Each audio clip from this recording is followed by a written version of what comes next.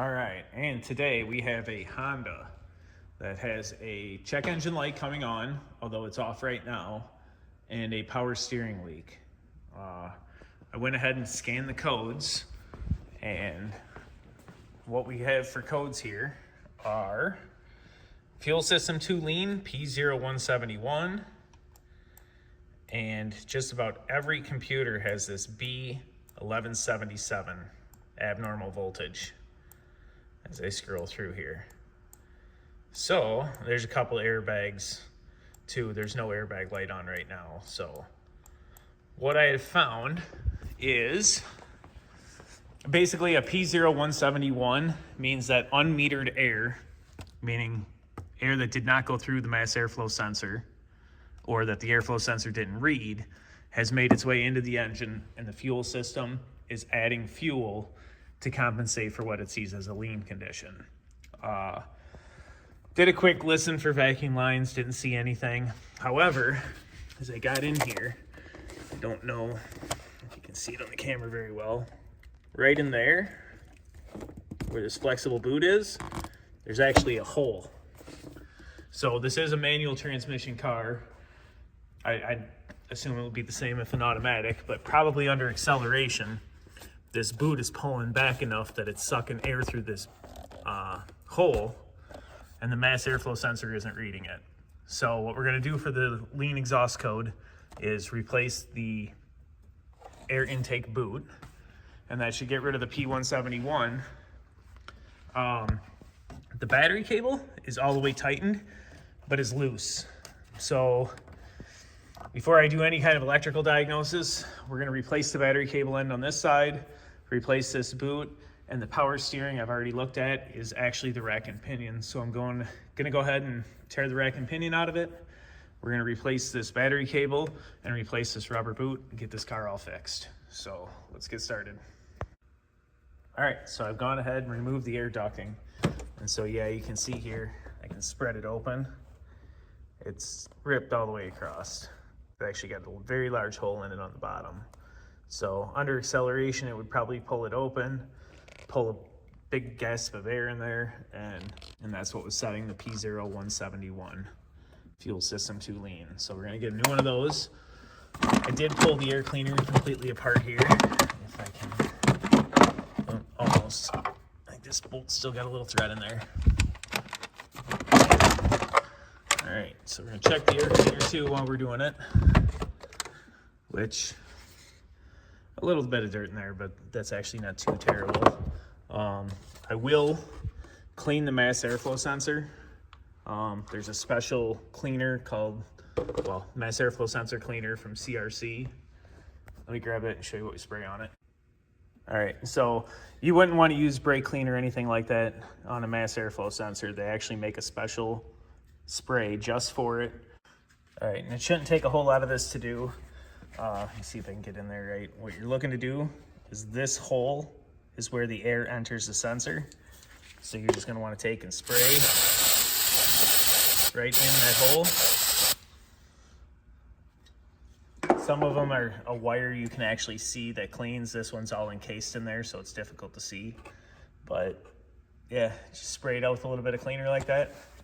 Should make it run good. Okay, so here's the power steering leak. You can see it dripping right out of the rack and pinion here. Coming right out of the boot. Making a big mess on my floor, which I should have a pan under there. Got a little bit ahead of it here. First thing you gotta do is there's a heat shield that goes behind the exhaust to protect it. I went ahead and pulled that off. There's a vibration dampener and some bolts that hold this motor mount in. And then there's a strap that holds this side of the rack in. So those are the pieces I've already taken off here. My little pile of bolts. Gonna go ahead and get the rest of this mount taken loose and get this side of the rack loose. I'm not sure if I have to drop the frame down or not, although I did find this, which is not fun. The bolt has rusted till the spring has fallen off. So I'm definitely gonna have to do something about that before the exhaust falls off of it, which I may have to take that off anyway if I have to drop the frame. I haven't figured that out yet, so soon I will know.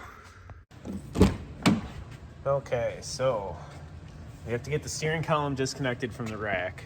I already put the seatbelt in here, and then I thought I'd better grab the camera. I always lock the steering wheel in straight ahead position. This way that if the steering column were to get turned to turn and put back together, you'd wreck the clock spring for the airbag. So always want to secure the wheel and lock it in the position it needs to be. What we're gonna do here is we're gonna get down here and pull this cover off, and then there's a bolt that holds this shaft to the rack and pinion. So let me go ahead and get that pulled out of there. And as you can see down in here, right there's the bolt that holds the shaft together. I'm gonna get a ratchet wrench on there and pop that guy out. Okay, so with the bolt pulled off here, I'm gonna let the shaft sit here. It does show a tool to hold this to keep it from sliding out, but as long as it sits on the pedal, it should be fine. And we're gonna go ahead and remove that cover that is down in here in the well, so that way it exposes the rack and we can slide it right out. Okay, and so after taking off the bolts that hold this cover in, got behind it with a pick here and pulled it loose.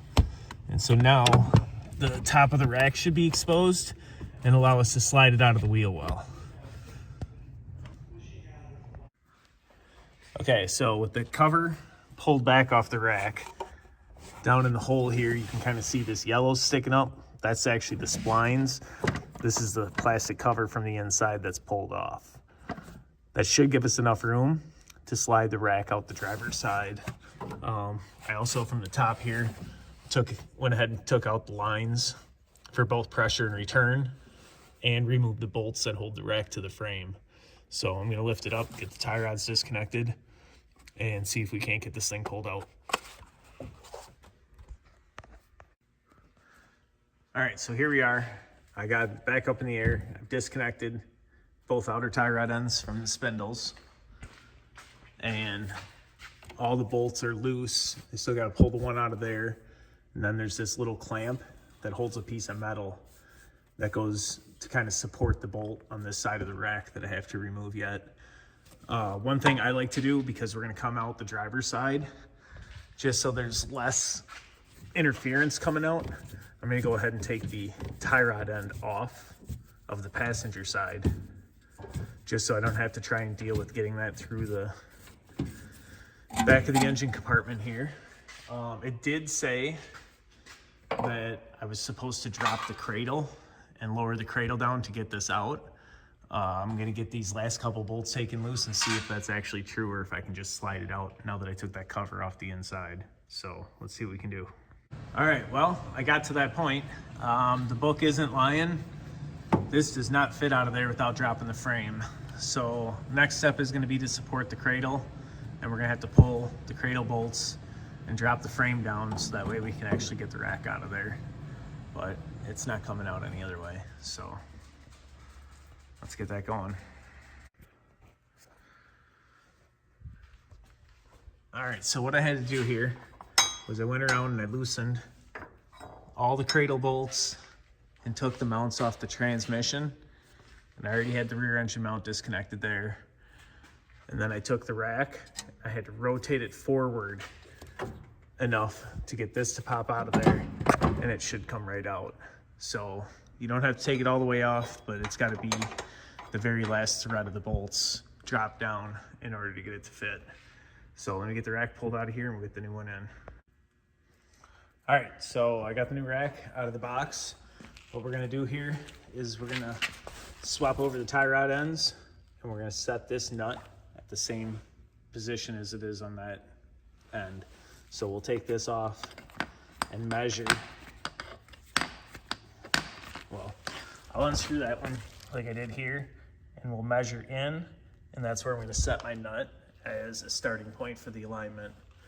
We'll go ahead and get this installed. All right, so I got the rack sitting back in here loosely. I gotta go through and tighten all the bolts up. I had tightened up the cradle bolts. I'll retorque them. And then I'll throw this tie rod end on, which that nut should be set to where the other one was, so the steering should be pretty close. Get our heat shield in there and we'll have it all back together. Okay, so This side, I managed to replace the bolt and spring. This one wasn't completely rotted out. This side, however, hopefully I can pound a socket over this and get enough of a grip and heat it up with a torch and it pops right out. So that's what I'm gonna try. Well, that's pretty awesome. I actually got lucky enough that I was able to heat the nut up there with the torch. And even with that, just that little sliver, I was able to pound a 13mm socket onto it and got just enough bite that it came out. So go ahead and get that put back together. Okay, I got the Honda back on the ground. The steering wheels are in straight ahead position. Obviously still got the steering column bridge so it can't turn on me. First thing I'm gonna do is get this plate pushed back down over and get the screws on that so we can get the shaft put back on and get that coupler hooked up. So I'll start with that. Okay, so you recheck, you got your steering wheel in the straight ahead position, and then you slide your shaft back over the splines. Excuse me. And on this Honda, sometimes the shaft is keyed and can only go in one position. On this one, it's just splined and can go anywhere. So you really have to make sure that you have the wheels straight and your steering wheel straight as you're putting this one together. You can adjust off 1 or 2 notches out of the tie rods, but you really want to be as straight as possible when you're putting the steering wheel back in, or the steering column back to the rack. So I'm gonna go ahead and get that bolt in there and tighten it up. And then there's a plastic cover here that gets drawn in place too. So let me get that taken care of. All right, there she is, all buttoned back together. You got the cover on here, which just keeps anything from getting tangled up in that joint. Pretty simple. Steering wheel is straight as can be. Wheels are straight. Hopefully it drives straight. Let's get the power steering cleaned out so we can fill it up with fluid. All right, when it comes to a Honda, when you're changing any component in the power steering system, there's actually in the bottom of this reservoir, can't really see it with the fluid that's still sitting in the bottom, but there's a screen in here that kind of filters it out.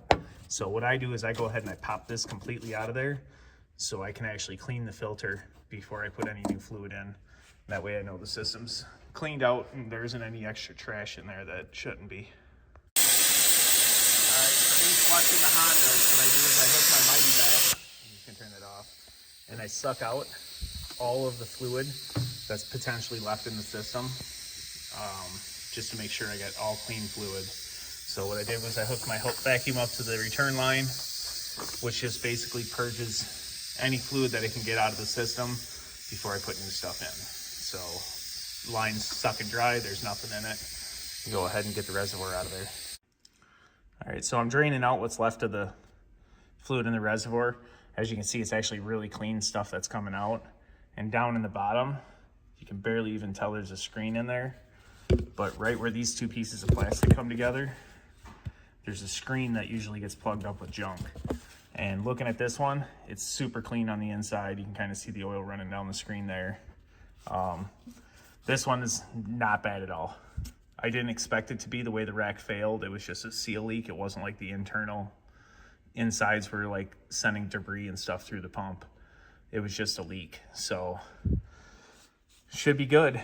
We'll get this thing put back on and fill it up with fluid. And so I'm not sure exactly why, but Honda and Acura have their own power steering fluid. Most other companies use either ATF or just power steering fluid, but Honda has their own, so you got to make sure you use something that's approved for a Honda. So we're gonna go ahead and get the fluid filled up here and clean off the leak spot on the frame. And I still have to put the air cleaner assembly back together with the new boot, but this one's almost finished. All right, so with that, all the fittings are connected to the hose like they're supposed to be. Hose clamps are on, spring clamps there, air filter's tight. Power steering has the reservoir filled. I'm gonna quick start it for just a second to cycle the fluid through, and then I'll refill the reservoir before I let it run. That way we don't pump a bunch of air into it. So I'm only gonna start it for like a couple seconds just to get the pump to pull what's in the reservoir and push it through the line, and then I'll shut it off. All right, so I ran it for a few seconds and it definitely dropped the fluid level down. I'm gonna go ahead and top the reservoir off again, and then I'll restart it one more time. Okay, so starting it up for a second, shutting it off, and then refilling it before I let any air get into there. works perfect. It's still low. I gotta top it off, but it's not making any noise. There's barely any air in the fluid at all. And we have one finger steering here. So power steering's working great. I'm gonna go ahead and shut it off just so I can top the fluid off to the proper level. And then I'm gonna power wash off that mess and take it for a test drive. Almost forgot, we also had that code in there for the erratic battery voltage in all the different computers.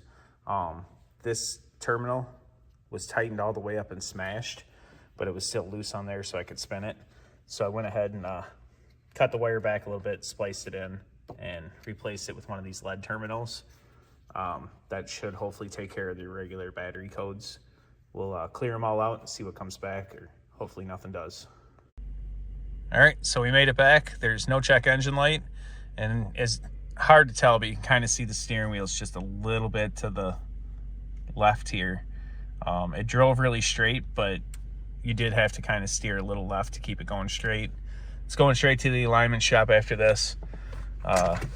Should be all fixed. So I'm going to double check underneath, make sure there's no leaks, double check the fluid level. We should be in good shape. This one's a finished product. Thanks for watching. Like and subscribe.